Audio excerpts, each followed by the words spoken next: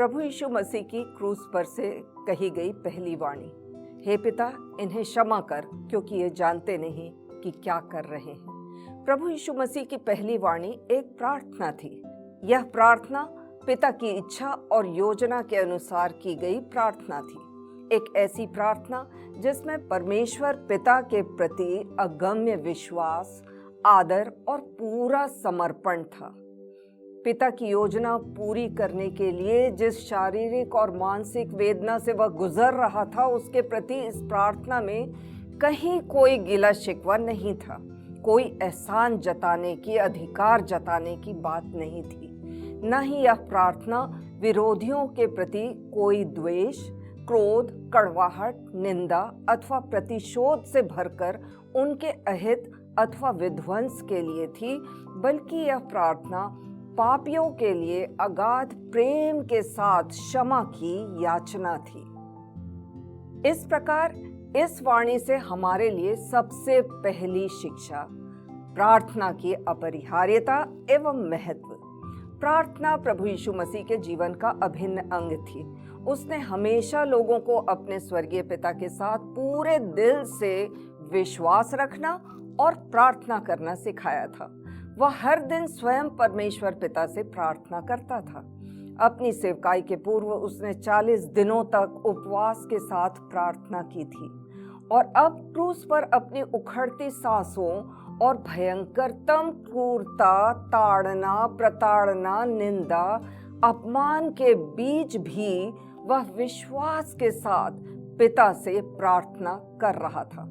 कितनी बार जीवन में आने वाली पीड़ा, दुख, असाध्य बीमारी, असफलताएं, टकराव, बिखराव, प्रिय की मृत्यु, निसंतान या विकलांग संतान के जन्म, दुर्घटना, आर्थिक मंदी अथवा विषमताओं के दौर से होकर गुजरते हुए हमारे मनों में यह विचार उत्पन्न हो जाता है कि कोई स्वर्गीय पिता नहीं है। यदि है भी तो वह ना तो हमसे प्यार करता है, ना ही वह हमारी प्रार्थनाओं को सुनता है। यदि वह सर्व सामर्थी होता तो हमारे साथ ऐसा नहीं होता, हमारी दुर्दशा नहीं होती। यह सब सोचकर हम अपने संबंध अपने स्वर्गीय पिता से तोड़ लेते हैं। हम उससे प्रार्थना करना, उसके जीवित वचन का अध्ययन करना, उसकी सेवकाई करना बंद कर देते हैं। आज एक बार फिर अवसर है कि हम यीशु के क्रूस की ओर अपना ध्यान केंद्रित करें। क्या हम अपने स्वर्गीय पिता की इच्छा व योजना को पूरा करने के लिए उसके समान प्रताड़ित किए गए हैं? क्या हमने उसके समान थूक, अपमान, थप्पड़, कोड़ों की मार सही है? क्या हमको क्रूस पर लटकाया गया है? क्या हमको कीलों, भालों और कांटों से बेधा गया है? आखिर हमने किस कारण अपने स्वर्गीय पिता से प्रार्थना करना बंद कर दिया है? आज यह अवसर है कि हम अपने स्वर्गीय पिता से पूरे दिल से, पूरे विश्वास से प्रार्थना करना प्रारंभ करें। प्रभु यीशु मसीह का यह आदेश है कि जागते और प्रार्थना करते रहो कि तुम परीक्षा में ना पड़ो, क्योंकि आत्मा तो तैयार है परंतु शरीर दुर्बल है। जब प्रभु यीशु मसीह के जीवन में प्रार्थना की प्राथमिकता थी, तो हमारे लिए यह कितना महत्वपूर्ण है कि हम प्रार्थना करें। इस वाणी से दूसरी प्रमुख शिक्षा, स्वर्गीय परमेश्वर पिता में हमारी पहचान की प्रमुखता। शैतान ने प्रभु यीशु मसीह की परीक्षा लेते समय उसके हृदय में इसी पहचान पर प्रश्न तथा संदेह उत्पन्न करने के लिए उससे कहा था, यदि तू परमेश्वर का पुत्र है तो ऐसा कर, वैसा कर। प्रभु यीशु मसीह को कुछ करके यह प्रमाणित करने की आवश्यकता नहीं थी, क्योंकि उसे हमेशा से मालूम था कि वह परमेश्वर का पुत्र है। आज क्रूस पर डाकुओं के बीच टंगे रहकर भी उसे अपनी इस पहचान पर कोई संदेह, कोई प्रश्न नहीं था। प्रभु यीशु मसीह को ग्रहण करने के द्वारा हम सबको उसकी संतान तथा वारिस होने का अधिकार और गौरव मिलता है। हम प्रभु यीशु मसीह में अपने स्वर्गीय पिता के संतान और वारिस हैं, यह पहचान हम भी कभी ना भूलें। हम अपना आत्म मूल्यांकन करें कि कहीं हम अपनी शैक्षणिक योग्यताओं, उपलब्धियों, पद, धन, अधिकार, संपन्नता के कारण अपनी इस वास्तविक और मौलिक पहचान को तो नहीं भूल गए हैं। याद रखें कि हम सबसे पहले इन सब सांसारिक बातों से बढ़कर अपने स्वर्गीय पिता की संतान हैं। हम उसके वारिस हैं। हम इस संसार में अपने स्वर्गीय पिता के प्रतिनिधि हैं। हमको हमारे स्वर्गीय पिता ने इस संसार में अपने स्वादिष्ट नमक, अपनी प्रज्वलित ज्योति, अपने फलदायी दास, अपने याजक, अपने राजदूत, अपने जीवित पत्र, अपने जीवित गवाह, अपनी आवाज, अपने हाथ, अपने पांव होने के लिए, अपने उपयोगी उपकरण होने के लिए रखा है। उसने हमें इस संसार में इसलिए रखा है कि जैसा उसका राज्य, पराक्रम और महिमा स्वर्ग में है, वैसे ही हम उसके राज्य, पराक्रम और महिमा को इस संसार में लाने के सशक्त माध्यम बन सके। हम उसके राज्य की स्थापना करने, उसे विस्तार देने में और उसे मजबूत करने में अपना पूरा योगदान दे सकें। हम अपना आत्म मूल्यांकन करें कि कहीं नशे, व्यभिचार, चोरी, झूठ, अनैतिक संबंध, पद, अधिकार, अपने अन्य स्वार्थों की पूर्ति के लोभ लालच में पड़कर हमने अपनी आत्मा, अपने शरीर और अपने विश्वास का सौदा तो नहीं कर लिया है। हमने अपनी वास्तविक और मौलिक पहचान को धूमिल तो नहीं कर लिया है। आज फिर से परमेश्वर हमें अवसर दे रहा है कि हम अपना आत्म मूल्यांकन करें।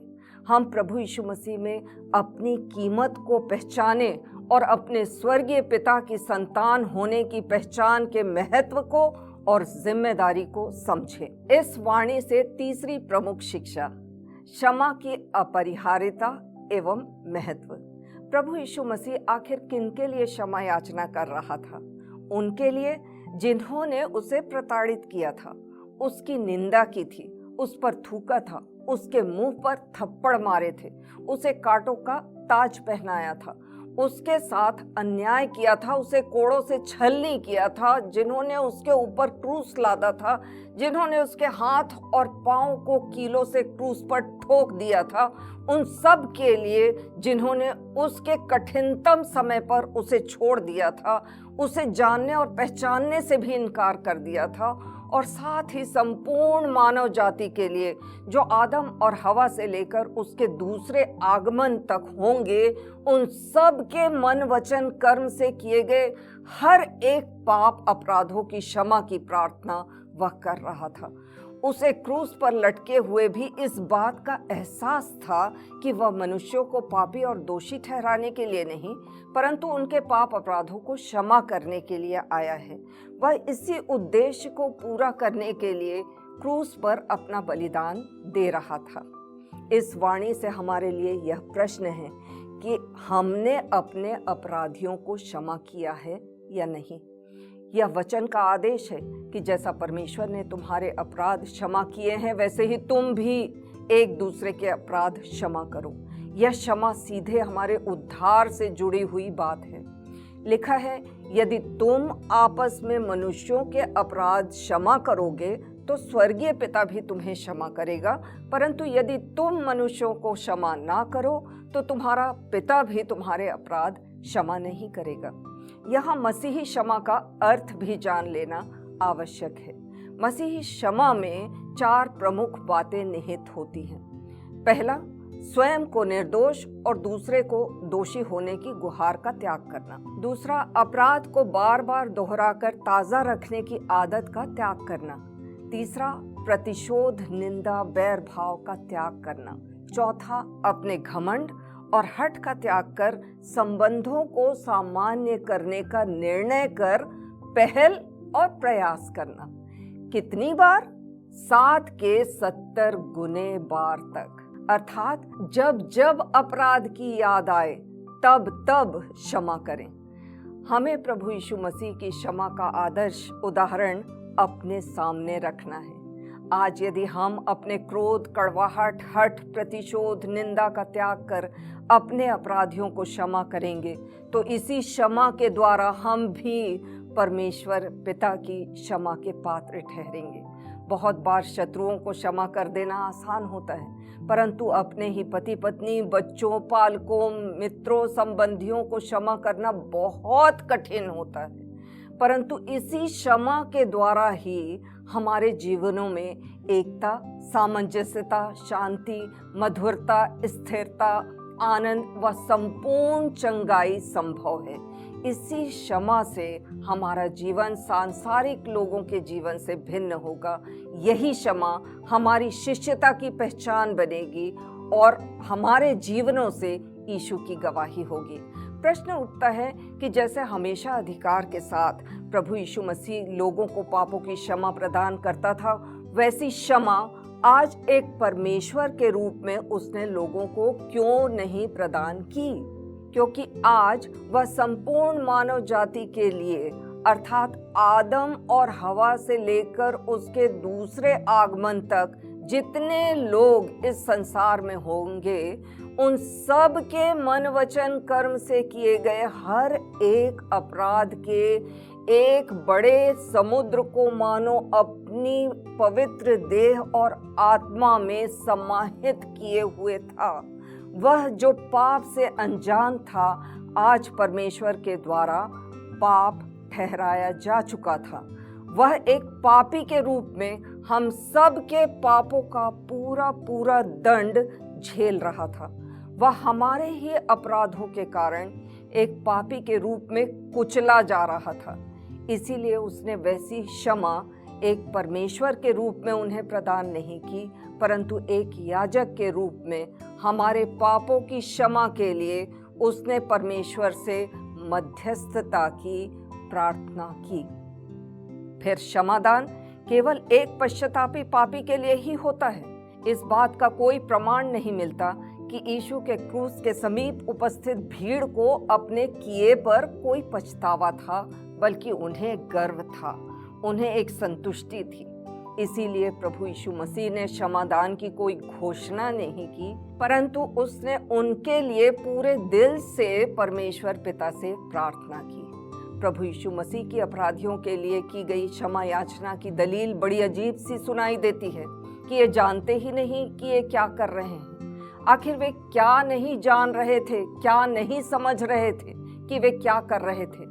पहली बात, वे यह नहीं समझ पा रहे थे कि वे एकमात्र सच्चे और जीवते सर्वशक्तिमान परमेश्वर को ही क्रूस पर चढ़ा रहे हैं। दूसरी बात, वे यह नहीं समझ पा रहे थे कि प्रभु यीशु मसीह यशाया 53 और भजन संहिता में लिखी हुई सभी भविष्यवाणियों को अक्षरशः पूरी कर रहा था। सब कुछ पिता की योजना के अनुसार उसके नियंत्रण में ही हो रहा था।